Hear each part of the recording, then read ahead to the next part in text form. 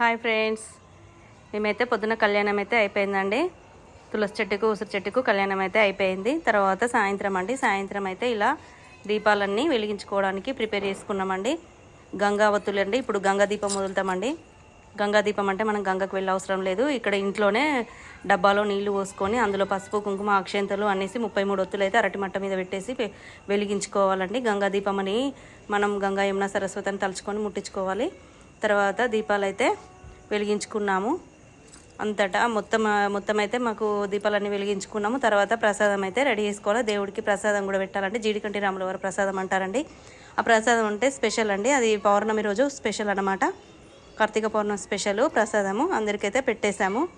మీరు కూడా మీ ఇంట్లో ఎలా జరుపుకుంటారో కార్తీక పౌర్ణమి చెప్పండి ఫ్రెండ్స్. నేనైతే పిల్లలందరికీ ప్రసాదం పెట్టేశాను. ఎప్పుడైనా ఇలాగే చేస్తామండి మేము. మీరు కూడా ఎలా చేస్తారో చెప్పండి ఫ్రెండ్స్.